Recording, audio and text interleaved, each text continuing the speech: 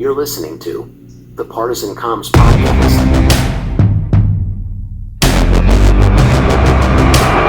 There is a signal broadcast every second of every day through our television sets.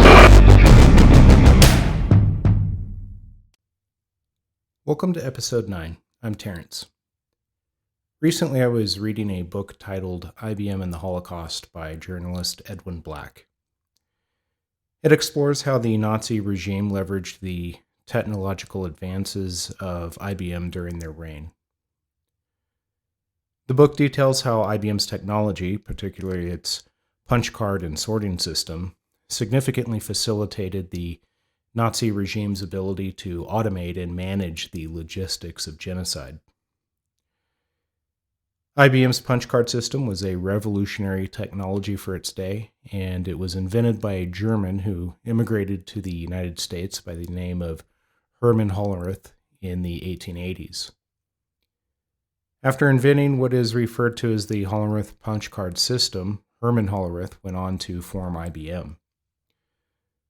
The punch card system was an immediate success with governments all around the world for its statistical analysis capability and was later used for the U.S. Census, as well as for statistical computations for other nations. IBM didn't sell its punch card system and machines, rather it contracted with various governments and entities to lease the system and machines.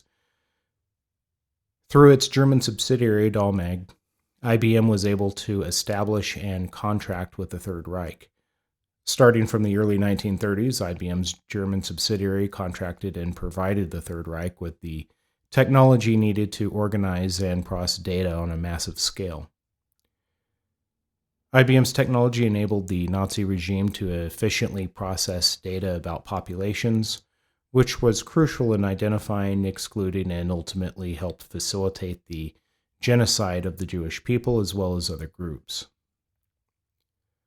IBM's seemingly innocuous technology was used for various data collection purposes such as tracking census data, managing train schedules, and tracking concentration camp populations. The book argues that IBM's technology significantly contributed to the Nazis' efficiency and the scale at which they could carry on the regime's atrocities. The punch cards, which could be sorted and tabulated, represented people's most personal details, such as age, occupation, nationality, and religion. The Hollerith punch card system didn't just assist in data collection, it became a staple of Nazi efficiency and allowed the regime to track train schedules for deportations, changes in ghetto populations, aided with military logistics, as well as monitoring the population of concentration camps. The book's author supports the thesis with extensive documentation, including IBM's internal correspondence, government records, and eyewitness accounts.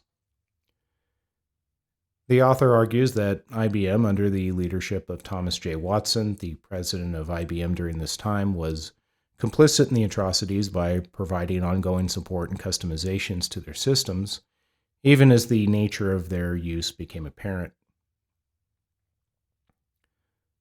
The book has sparked significant controversy and debate. Some argue that while IBM's technology did indeed play a role in the Holocaust, the company's level of knowledge and intent is not as clear-cut as the author suggests. Others have defended IBM, stating that the technology would have been used with or without IBM's direct involvement.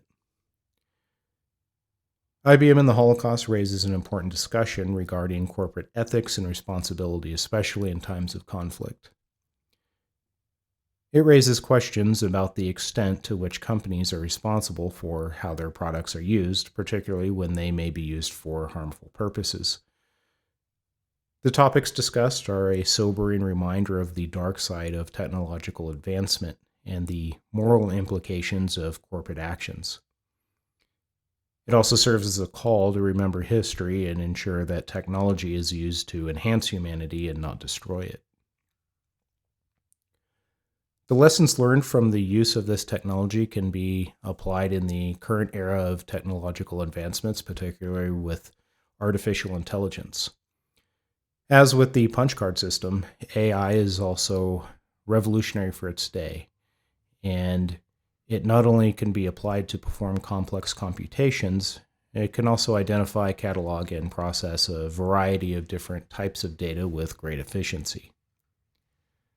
However, as with IBM's technology, in the wrong hands, AI has the potential to be weaponized. This weaponization could start with those who are tasked with creating the language models used by AI and could potentially design it in such a way that AI learns and performs based on a given ideology or certain preferences. The punch card system was used in several phases of the Holocaust, which include the identification of certain groups, their exclusion from society, confiscation of their wealth and possessions, ghettoization, deportation, and ultimately the extermination of those identified as undesirable. Before fully integrating any new technology that could potentially transform how governments, industries, and societies function, it's important to understand what that technology is and how it works. Artificial intelligence utilizes binary code as the fundamental language of computation. Binary code consists of zeros and ones, which represent the most basic form of data for computers. AI algorithms process and manipulate binary code to perform tasks such as making decisions, predictions, and analyzing data. Machine learning models use binary code to understand patterns and learn from data. AI is particularly proficient at identifying complex patterns with large data sets, which are often represented in binary form. This capability is crucial for tasks like code summarization, malware classification, and reverse engineering. In the example of neural networks, AI models can interpret binary code to simulate the way human brains process information. These networks can learn and improve over time, becoming more efficient at their tasks. Another term you may have seen in television ads or on social media is generative AI. This is a type of artificial intelligence specializing in creating new or original content. This can include text, images, video, audio, as well as software code, which is generated in response to prompts or requests from a user. Generative AI has been touted as having the potential to automate the creative process across many industries. The future of quantum computing promises to revolutionize AI by using quantum bits that can represent zeros and ones or both simultaneously, which can potentially solve complex problems much faster than classical binary systems. Binary code is the language AI uses to interact with the digital world, enabling it to perform a wide range of intelligent tasks. AI models transform binary data into actionable insights, driving innovation and progress in various fields. We can trace the roots of how computing works all the way back to when the first punch cards were invented. In 1804, Joseph Marie Jacquard patented his invention of cards with punched holes. These cards held weaving instructions for the Jacquard loom. The punched cards automated the weaving process, which allowed workers to efficiently manufacture intricate patterns. The location of the holes on the punch card would determine which threads attached to a loom are raised to allow the horizontal thread to pass under them, which would produce a pattern. The Jacquard loom is considered by many as one of the predecessors to how modern computing works, because these punch cards used binary code, a punched hole or no hole, which is a concept that inspired the design of early mechanical computers. Prior to the development of the Hollow Earth punch card system, the U.S. government had to manually count statistics. This manual process was laborious, as it could take up to a decade to complete. The Hollow Earth punch card system sped up this process, as data was stored by punching holes in the cards, which represented letters or numbers, in specific column locations that relate to the information being recorded. To read this data, the card must be run through a machine that can identify the location of the holes.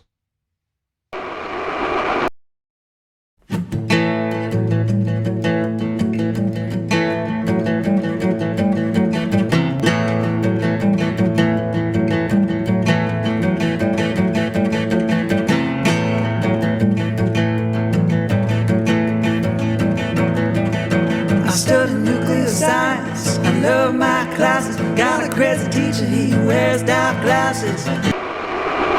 Meantime, NVIDIA has been on a meteoric rise, but to maintain velocity, I should say, the company can't let up on innovation. Joining us right now with more on the AI competition, Michael Furtick, Heroic Ventures founder, futurist, investor in AI and robotics. And good morning to you, Michael. You've got lots of thoughts about where we are in this AI cycle. Let's start there, and then I want to get into some of not the ethics of it, but maybe the regulation of it all. Look, we're still in the hardware moments of the AI cycle, which is one of the reasons that a company like NVIDIA is still rocket shipping. I'm not a commentator on public stocks, but NVIDIA definitely is the largest vendor by far to AI hardware consumers, which are companies. In the same way that search, like Google search or Microsoft search, Bing, for a long time has been a capital expenditure, hardware-driven field, which requires tens of billions of dollars to compete in. Right now, the gains are going to the hardware companies in AI because the foundational models, the big models like GPT, which you've heard of, you've talked about many times on your show, GPT requires a lot of hardware to process all the information to make these big general models. That will change at some point soon. The cost will come down, and there will be a proliferation of smaller language models or more specific models that are highly useful for more narrow use cases for certain domains, certain industries, certain purposes. And then the gains will start to go more to the software companies or the computer science companies rather than just, let's say, quote unquote. Well, Michael, that's what I wanted to ask you about. So I was in Paris last week, and Robin Lee was there from Baidu. And he was actually already talking about how in China, they've already moved to some degree away from some of the large language models, and there's lots of much smaller models that are being created.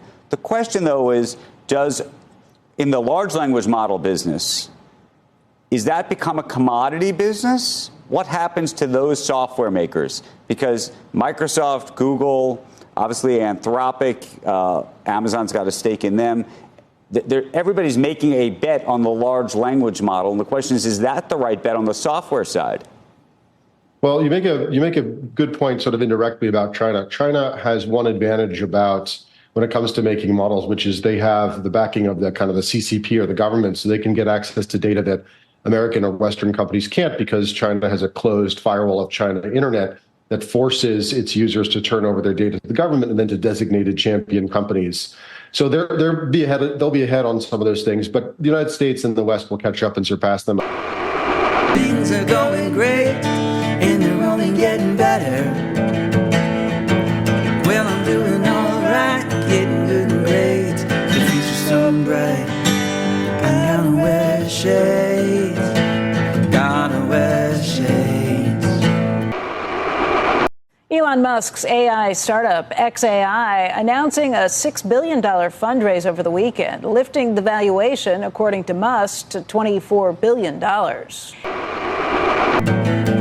Got a job waiting for my graduation, 50,000 a year, well, about a lot of beer now. Things are going great, and they're only getting better.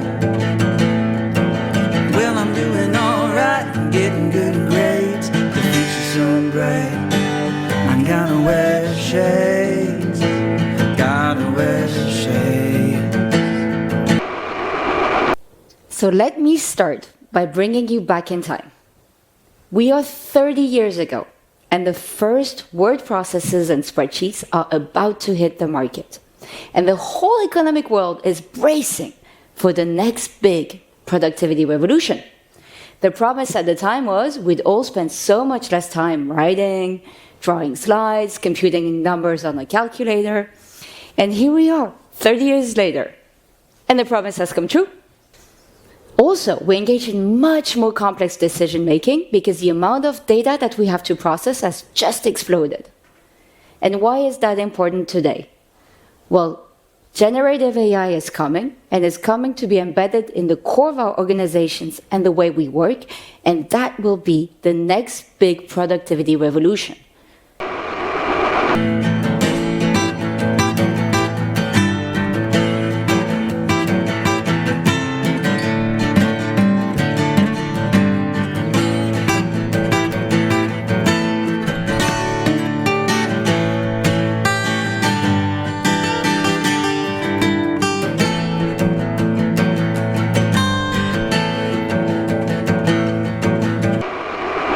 When it comes to the question you asked directly, which is there arms race or a commodities race now? I think it's well premature to say yes, because as you can see, sort of not only is there kind of exciting financial news, Elon Musk raises $6 billion for his XAI, so-and-so raises $4 billion for the new one out of Europe, and so on and so forth.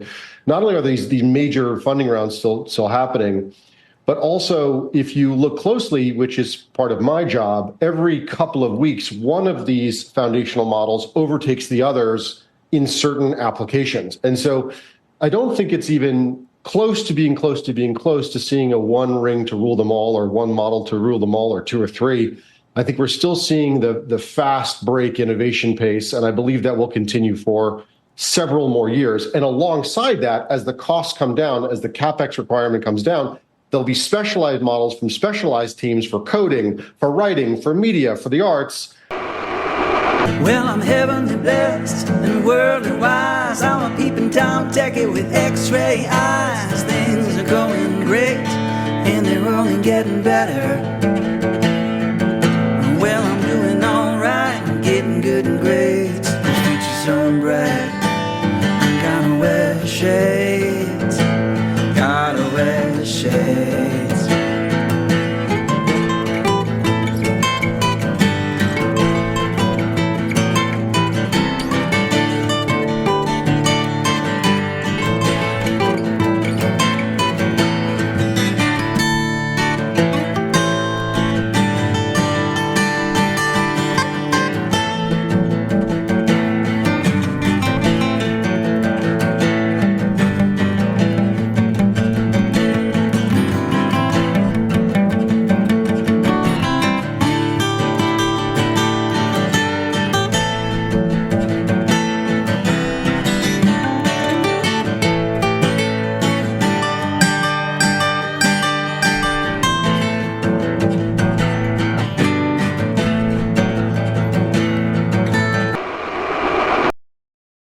Today's use case video demonstrates how government agencies, such as the U.S. Census Bureau, use artificial intelligence and machine learning to analyze images for patterns and new insights into unsolved business challenges. To give you an idea of how much national and regional construction activity data there is coming into the Census Bureau every month, consider the following. In the U.S., there are approximately 20,000 counties and unincorporated areas required to report on single-family home construction activity. The data provided to Census every month includes the number of new residential housing units that are started, under construction, and completed. Collecting, processing, and analyzing all this data is labor-intensive and costly to undertake. It is also prone to human error, and errors that go undetected during manual processing can impact data accuracy and make forecasting difficult. Bill's solution automatically identifies and classifies U.S. construction activity by applying AI/ML techniques to satellite imagery covering a geographic area equivalent to 11 million football fields. It does this every month, all while maintaining highly accurate results and fast processing times. The key components and process automation actions in this solution include the following. First,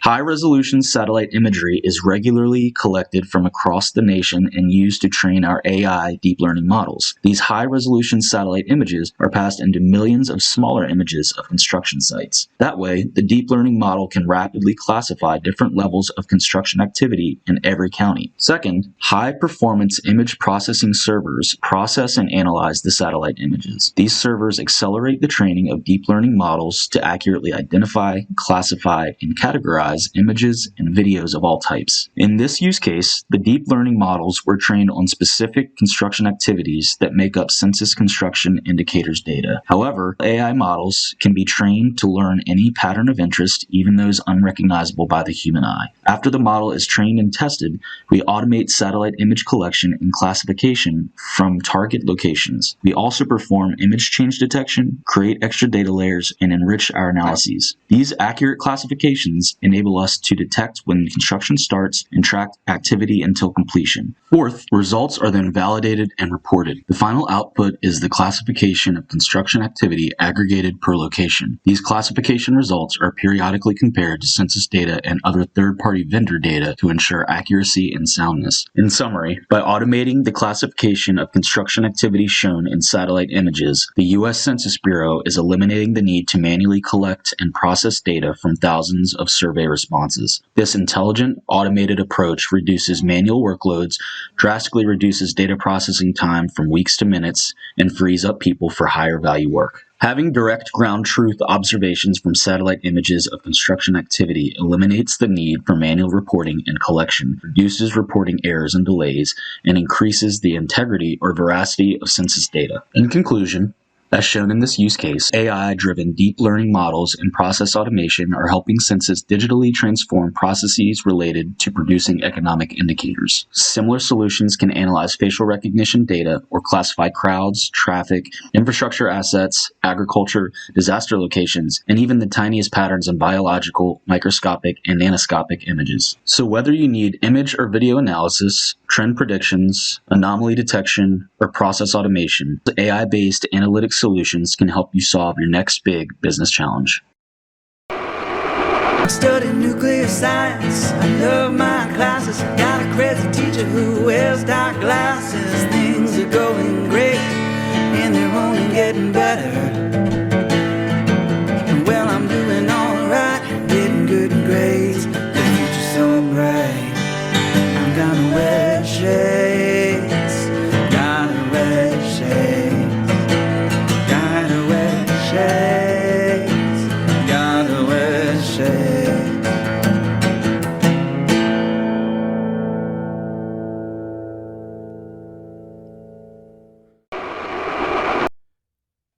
Like the Hollerith punch card system used by the Third Reich, AI, in conjunction with other systems and technologies, has the potential to be used in a similar capacity, where it is included as part of the inner workings of government and industries, and weaponized by a future regime to maintain its grip on power. If society ever finds itself in a situation that many persecuted German citizens did during the Third Reich's reign, another terrifying way AI could be leveraged by an oppressive regime is forcing medical tyranny upon its citizens. This may include cataloging individuals through their medical data and implementing a system that restricts the movement of certain people or groups. Based on the results of those computations, a determination would be made if someone could or could not move freely in society. Those identified as a danger may be subjected to confinement or severely limited as to the areas they can travel. In the digital age, the fusion of AI and geofencing technology has opened new avenues for monitoring and managing the surveillance and movement of citizens. Geofencing is a location-based service that creates virtual perimeters in real-world geographic areas. When integrated with AI, it can automate and enhance the monitoring process. AI algorithms can analyze patterns of movement and predict potential security breaches or unusual activities. One of the current uses of AI-driven geofencing is public safety. This is done by setting up virtual boundaries around sensitive areas like government buildings or airports. AI systems can alert authorities when unauthorized individuals breach these zones. This approach can prevent security incidents and ensure the safety of public spaces. AI can also utilize geofencing data to manage things like traffic flows.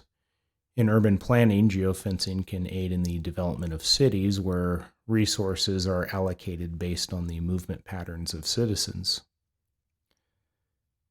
Geofencing uses GPS, Wi-Fi, or cellular data to create those virtual perimeters around the geographical locations. When a device enters or exits this area, it triggers a specific action like sending a notification or logging a timestamp. Other ways geofencing technology can be applied through AI is personalized marketing. AI can analyze a user's behavior and preferences to deliver highly personalized ads or offers when they enter a geofenced area.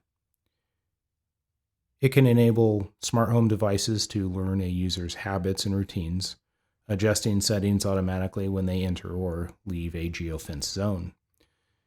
It can also detect unusual patterns of movement, triggering alerts or actions when a device enters or exits a restricted area, track customer movements within a store to analyze shopping patterns, and AI can also use geofencing to monitor a patient's location, ensuring they stay within specific zones or alerting staff if they wander off.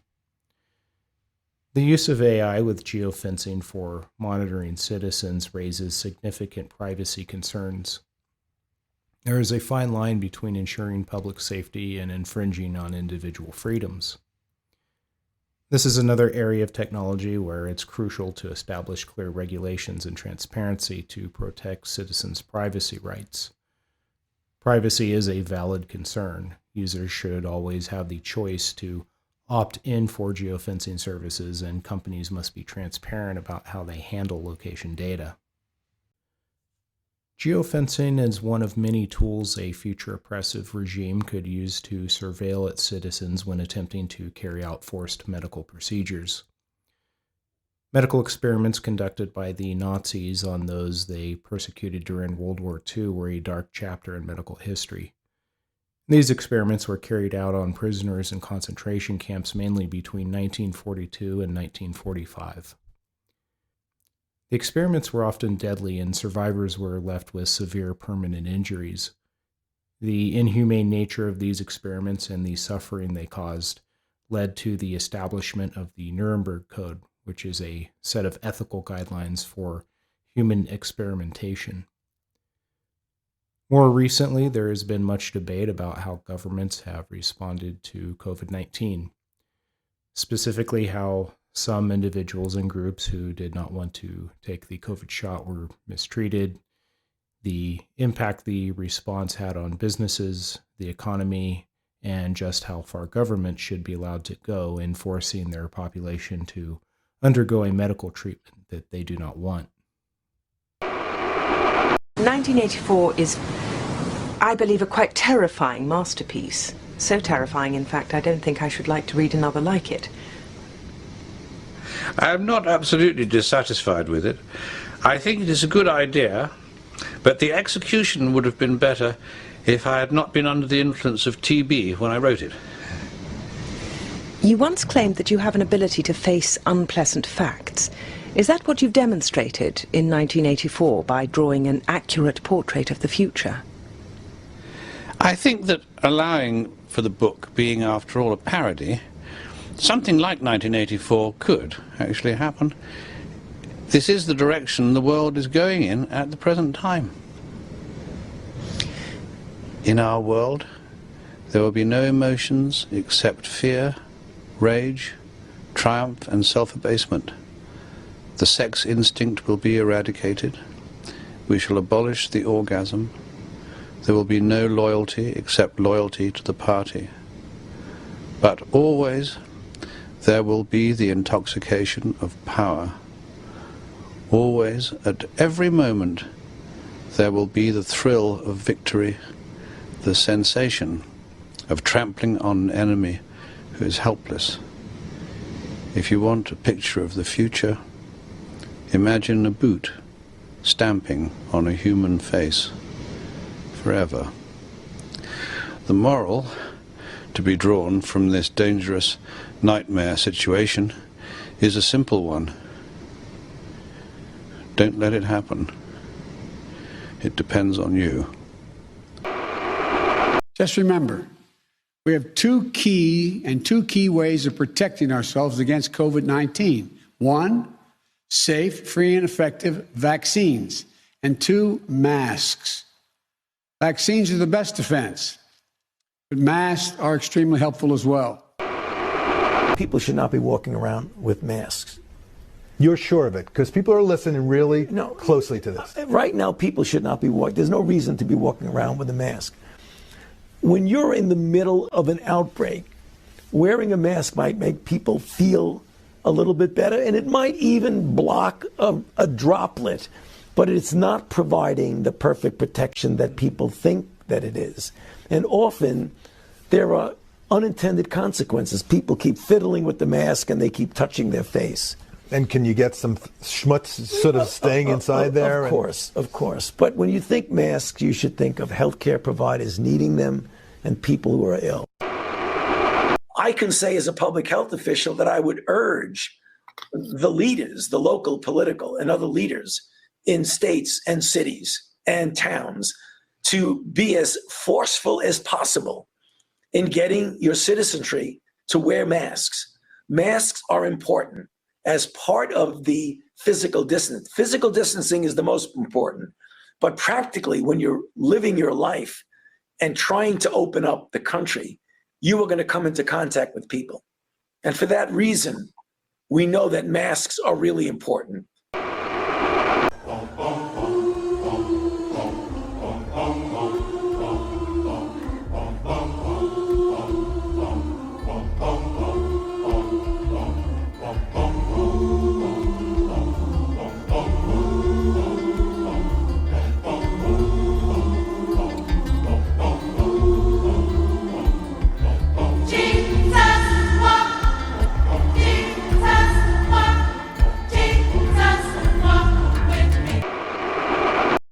I just got a monthly briefing from my COVID team, and here's the latest data that confirms that we're still in a pandemic of the unvaccinated.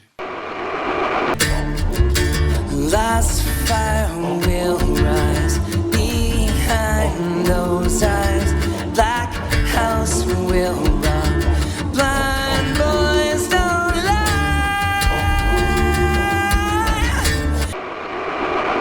Well, now we've heard the news that tomorrow night Los Angeles County is reinstating its indoor mask mandate, even for people who are fully vaccinated. So could we see more restrictions come back, you think, as the Delta variant spreads?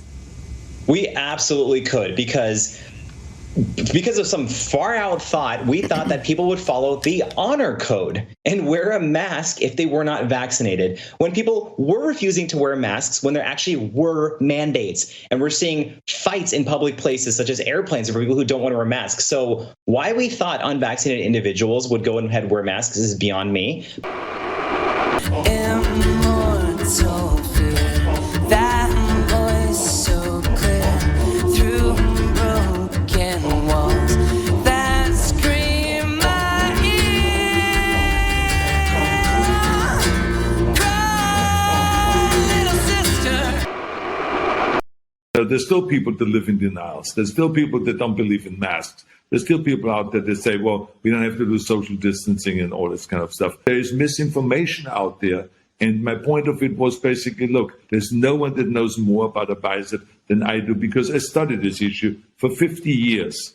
And the same is also with the virus. There are people out there that are experts that study this year after year after year, and that are experienced, like Dr. Fauci, that has been in this, probably for his entire life. I mean, why would you not believe someone like that? But I think people should know there is a virus here. It kills people. And the only way we prevent it is to get vaccinated, to wear masks, to do social distancing, washing your hands all the time, and not just to think about, well, my freedom is being kind of disturbed here. No, screw your freedom.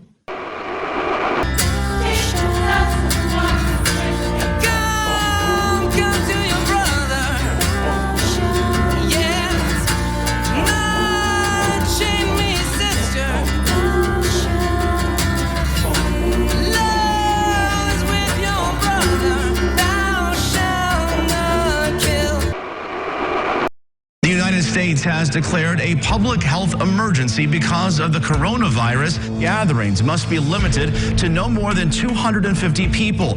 Even without a confirmed case of coronavirus in the tri-state, Indiana and Kentucky schools plan to close. Today, the NCAA canceled both the men's and women's basketball tournaments.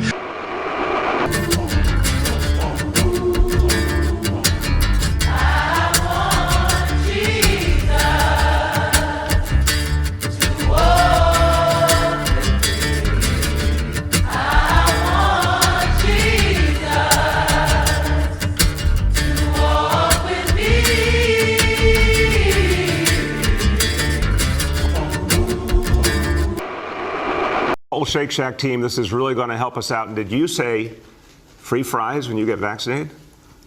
I got vaccinated. You're saying I could get this? These delicious fries? Wait a minute.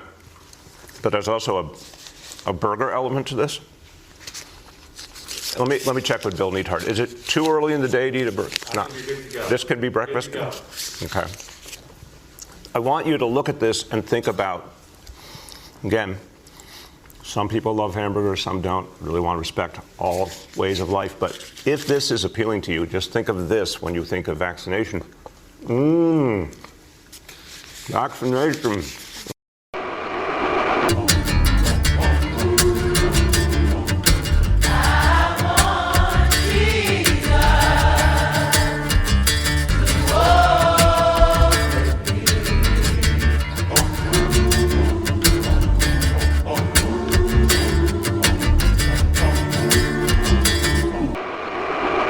Australia.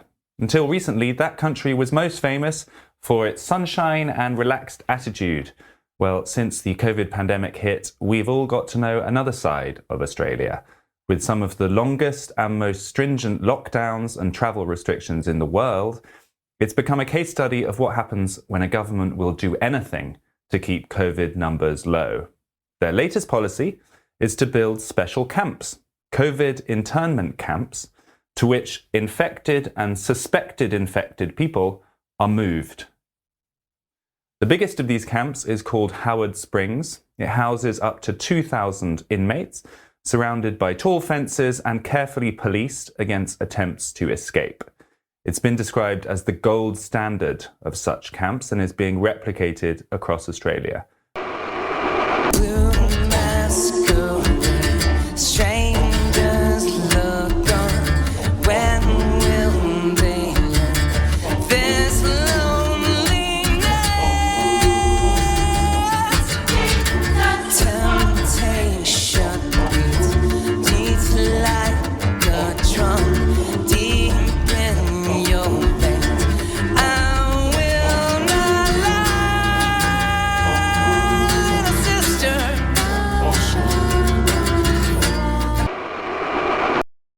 So here it is. One of these facilities, the Center for National Resilience in Howard Springs, attracted attention last week because 3 teenagers were trying to run away from the facility, and they were caught by police and brought back to the summer camp. Now, these teenagers hadn't been traveling from overseas because that's what it was supposed to be. You get off a plane, you got to stay there for 14 days, and then you can go home. All right. But this has now expanded the mandate. Instead of just housing repatriates, they're also housing people who catch the virus, as well as those who are in close contact with those who have the virus. Now, the 3 teenagers had close contact with somebody who had coronavirus. Not only did the teenagers not have COVID, but even the chief minister of the Northern Territory, Michael Gunner, admitted he knew that they had tested negative the day before they tried to break out. So the Australian police chased down the 3 teenagers who had tested negative the day before and returned them against their will to the facility. And then the chief minister of the Northern Territory threatened the teenagers that they may have to restart their time in quarantine. He said, absconding from Howard Springs isn't just dangerous, it's incredibly stupid. because we will catch you, and there will be consequences.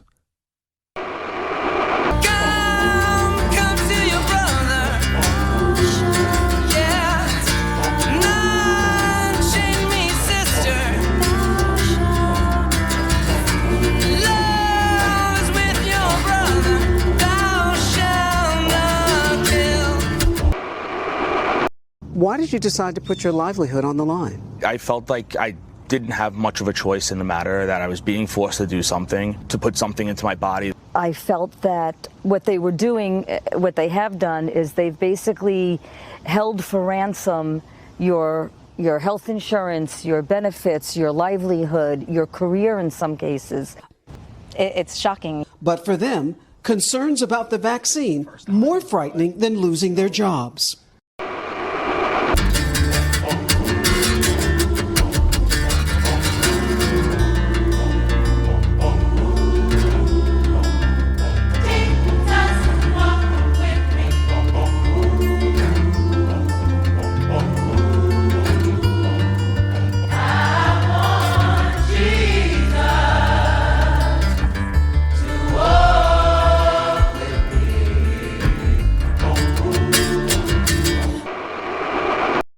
A judge has ordered New York City to reinstate all city employees who were fired for not being vaccinated against COVID-19 and says they should get back pay. The city filed an appeal against that ruling on Tuesday. In 2021, officials mandated that all city employees show proof of at least one dose of the vaccine. Later in the year, a private employee mandate was issued, but artists, performers, and athletes were given an exemption. More than a dozen fired sanitation workers filed a lawsuit saying it was unfair to make an exception for one group and not another. And the judge agreed with them. The opinion released on Monday reads in part, quote, either there's a mandate for all or there's a mandate for none. In the NFL, it was like, if you're working for a team, there was no choice. It was get vaxxed. If you're a player, there was a choice. But if you chose not to get it, then you had a whole different set of rules. You had to wear a different colored armband. You couldn't go to a restaurant. You couldn't spend time at somebody's house and more than 3 people were there. You couldn't go anywhere on the road. You had to test every single morning and not enter the building until you got a negative back. That all went away once the playoffs happened, because of course they don't want to ruin the money at that point, and all the testing went away. But there was a playoff exemption for the disease. Yeah. If they're making you wear a colored piece of clothing, yeah. Okay. Since all of us grew up in the United States, where World War II is the kind of only historical event we learn about, forcing a small despised minority to identify itself with a yellow piece of clothing, it seems kind of resonant. Did anyone at the NFL say maybe not a good idea to force people to wear yellow armbands if they weren't vaxxed? I don't think they cared. I don't think they cared. I think they just wanted to hit their numbers. So we look like Nazis, but we don't care. Yeah, I mean, I when the Stooge came and talked to us, I asked a lot of questions about informed consent, about testing, about liability. And he basically didn't answer any of my questions. The president of the team ended the meeting. And I tell you, a ton of people from every level of the building came up afterwards and thanked me for asking the questions, because many of them had no choice. Just get vaxxed or lose your job. And there are certain coaches around the league who quit because they didn't want to get vaxxed. My Shangri-La, I can't forget when you were mine. I need you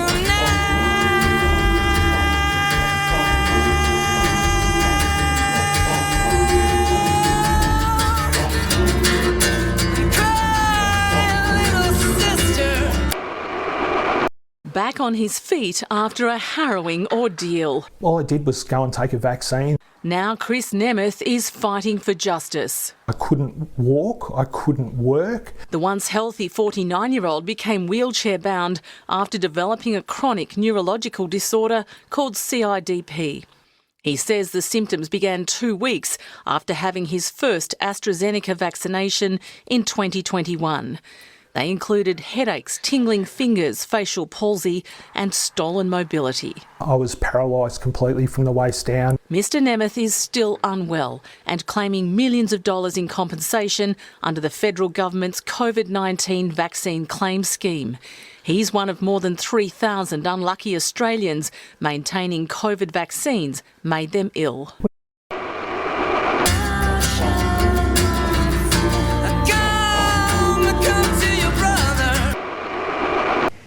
I think the one question that I would ask is how can you be sure that that was the vaccine and not something that would have happened anyway? If you've been completely healthy before, that one thing changed and then days later you're suddenly experiencing all these things you've never had before, like paralysis and seizures. The chance of that happening to someone so young, I would say, not possible. It's not zero though. You know in your heart that that's what caused it, and it's not just her. There's so many people who are going through the same thing. I just don't think it's enough to say it's happening a lot without the evidence for it.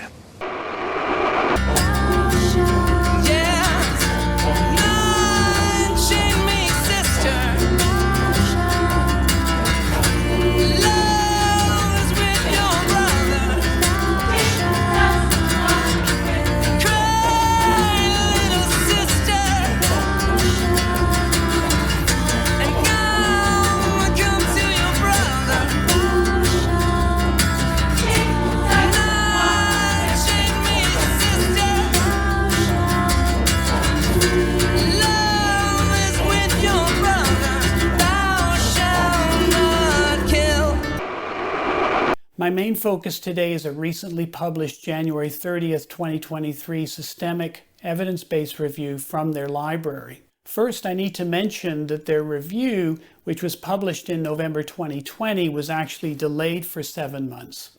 And this 7-month delay is important because it was at this time where governments were making policy decisions on what to do with the pandemic, specifically looking at the non-pharmaceutical interventions such as masking in order to try to prevent COVID-19 infection.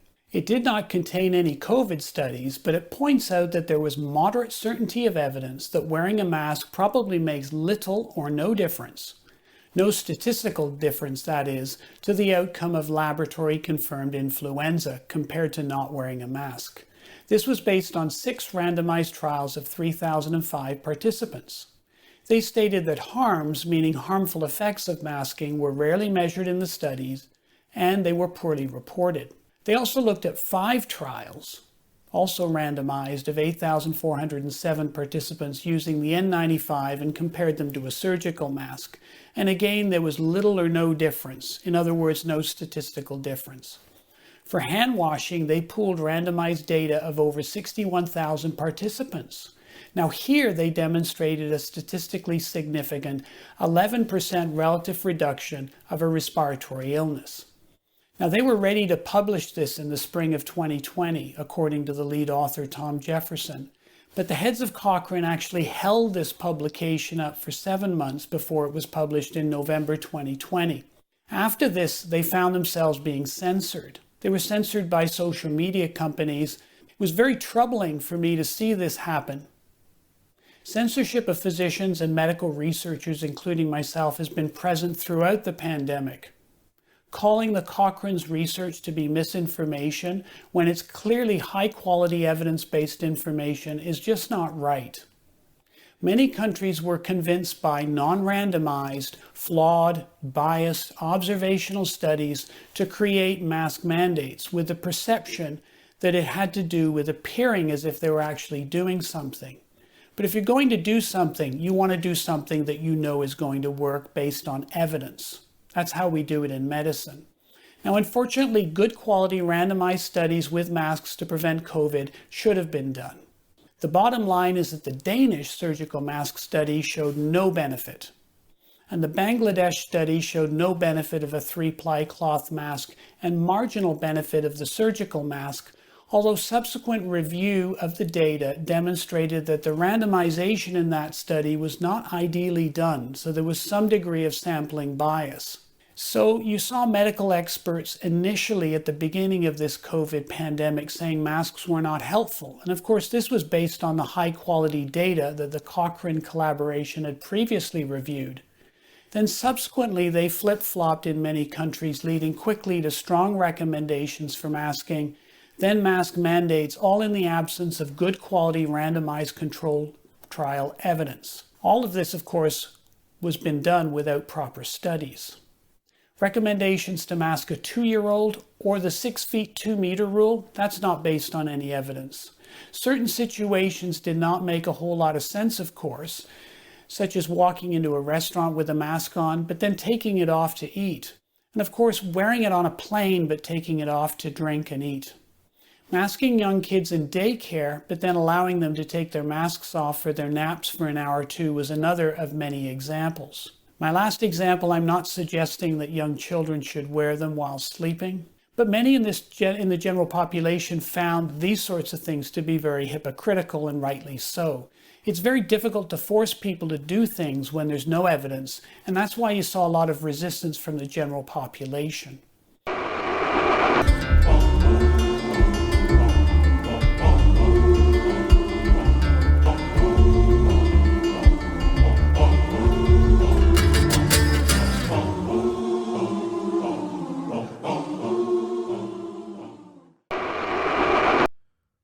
While the debate over how COVID-19 was handled will likely continue for years to come, some of the resistance was driven by a variety of reasons, ranging from religious beliefs, skepticism about the efficacy of the treatment, how quickly the COVID shot was rushed through FDA approval, the changing of the definition of vaccine, peer pressure from politicians, Hollywood, the pharmaceutical industry, and uncertainty about potential side effects, as well as the lack of sufficient data on both the long and short-term consequences of the treatment.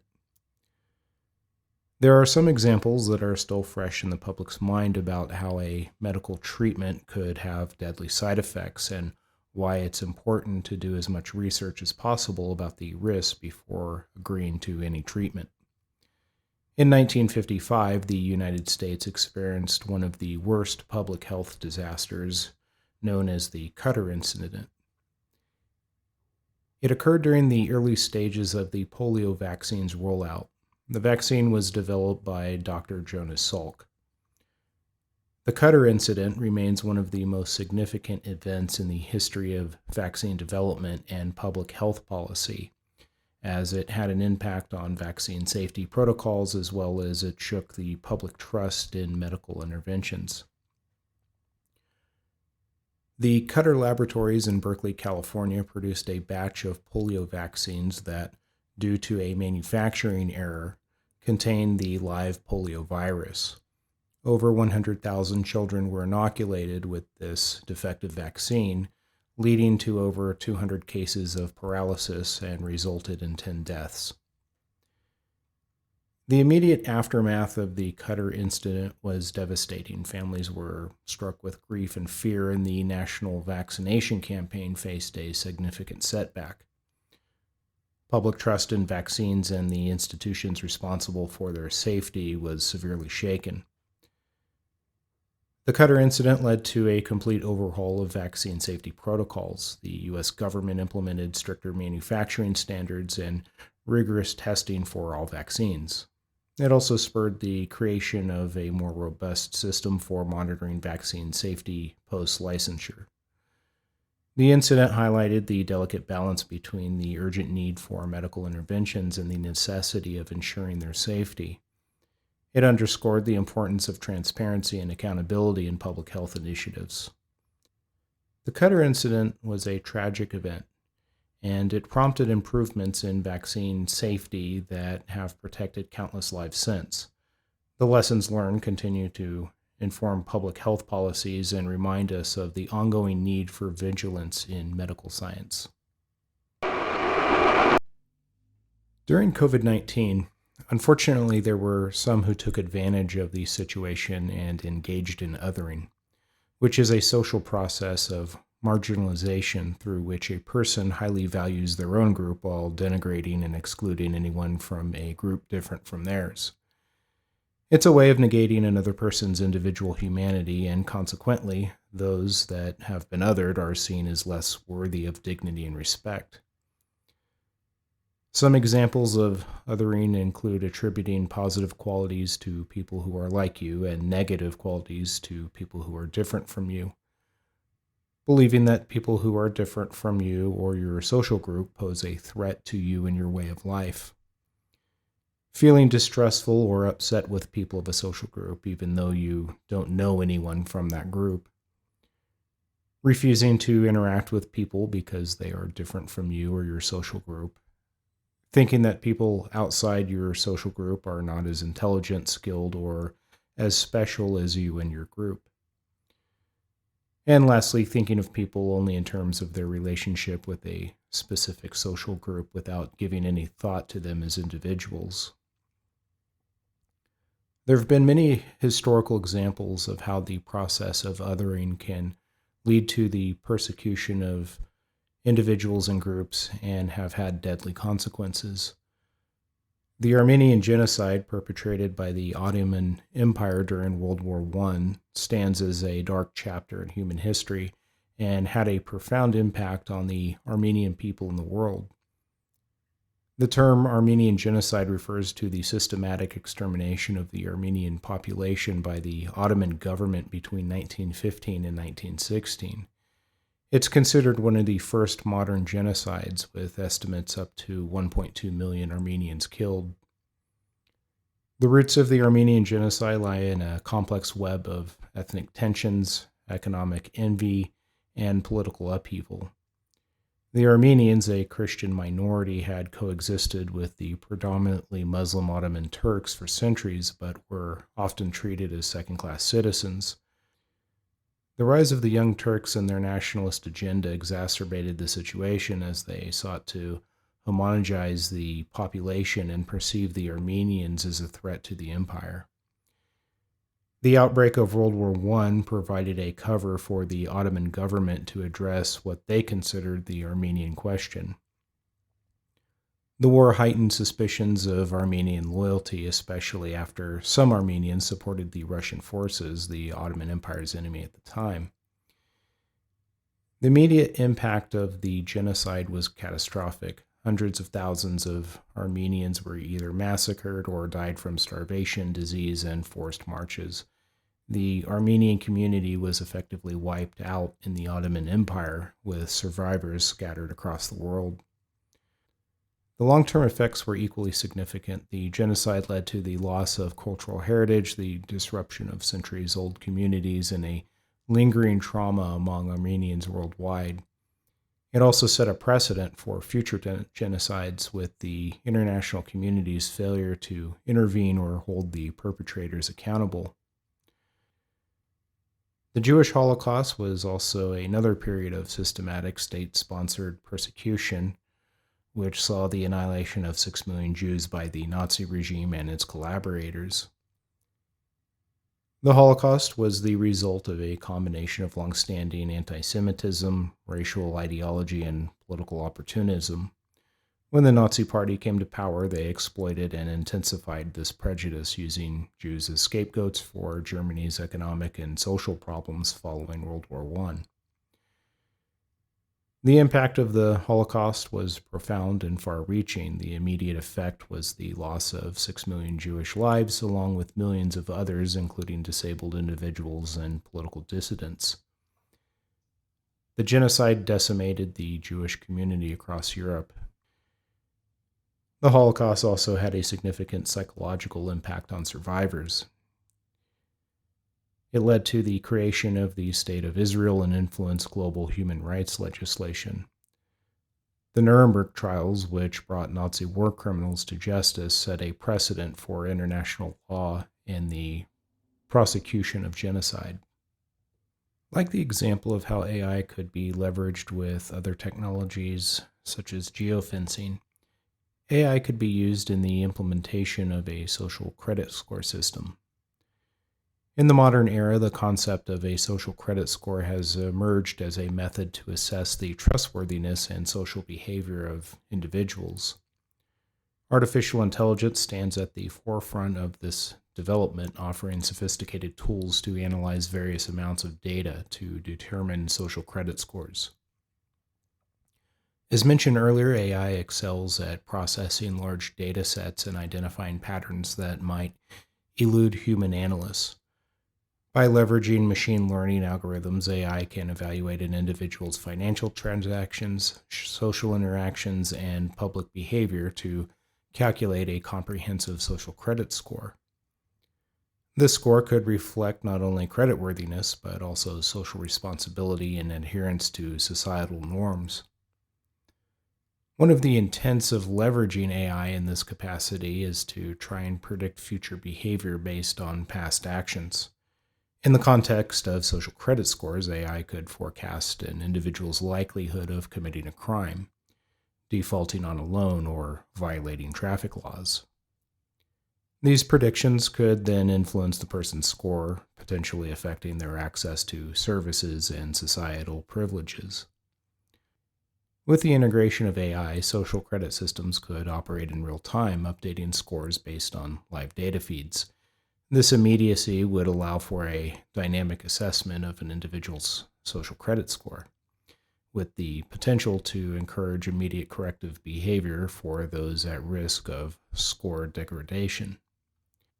The potential for bias in AI algorithms, privacy concerns, and the impact on individual freedoms raises significant ethical questions. The social credit system in China is a complex network of monitoring and assessing tools designed to manage the trustworthiness of individuals, companies, and government entities. Their system comprises various initiatives and databases that collectively contribute to a person or entity's social credit score. It's managed by several government bodies, and it evaluates trustworthiness based on a range of activities. These activities can include financial transactions, adherence to laws, and social conduct. The system has been in development since the early 2000s and extends beyond traditional financial credit ratings, incorporating legal compliance and social behavior into its scoring mechanism. High scores can lead to rewards, while low scores may result in penalties such as reduced access to credit and limited business opportunities. While AI has the potential to streamline governance and encourage social responsibility in conjunction with social credit scores, it also raises concerns about privacy and individual freedom. As the system continues to evolve, it will be crucial to monitor its implementation as the system attempts to balance societal benefits with the protection of individual rights. So, what are some ways a hypothetical future oppressive regime could weaponize AI as the Third Reich did with the Hollerith punchcard system? One of the first things might be is to automate as much of their data collection activities as possible. In this capacity, AI could streamline the data collection process by processing vast amounts of data points such as census records, financial transactions, criminal and medical history, purchasing habits, social media posts, cell phone records, as well as pull data from a variety of other sources across many institutions. Then categorize and prepare that information for review and dissemination among various departments. One of the ways to accomplish this would be through the collection of census data by sending digital forms to citizens via email, social media, and a dedicated app. Natural language processing may be used to understand and clarify responses, ensuring accuracy and completeness. As responses come in, the system would analyze the data in real time, identify trends, make predictions, and flag any anomalies for human review. With advanced pattern recognition capabilities, detection of fraudulent responses would ensure the integrity of the data. The collection of this data would help develop predictive analytics for monitoring certain geographic locations, predict demographic trends and changes, and identify areas, individuals, and groups where the resources of the state could be allocated more effectively. The system would use the data collected to generate comprehensive reports, complete with visualizations and insights. These reports would be tailored to the needs of different departments, providing valuable information for decision-making. The data collection process, which otherwise would have taken years to complete, would now be done in a matter of months. The insights gleaned from its reports would identify potential nonconformists, which would be used in the decision-making process. IBM's collaboration with the Nazis was driven by profit, with little regard for the human consequences.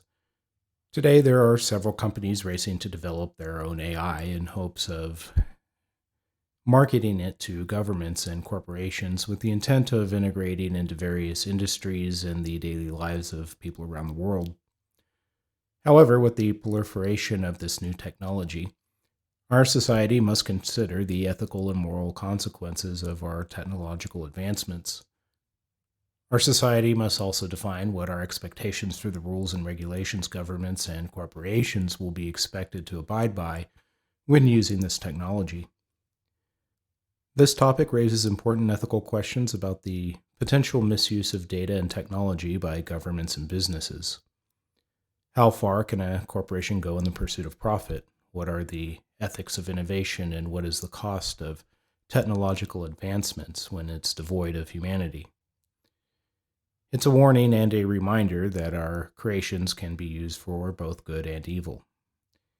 It urges us to remember that behind every data set, every statistic, there are human lives.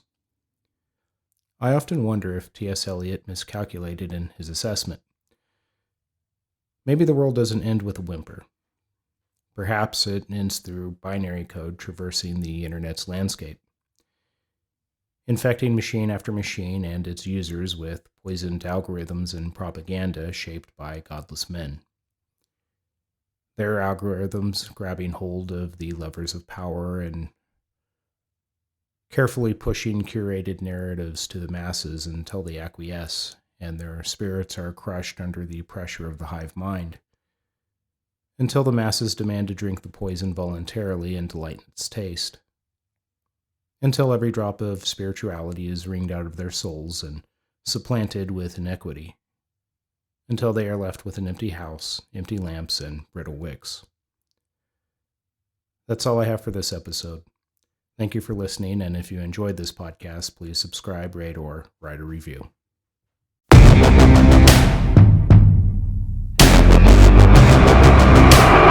There is a signal broadcast every second of every day through our television sets. Mark my words, AI is far more dangerous than nukes.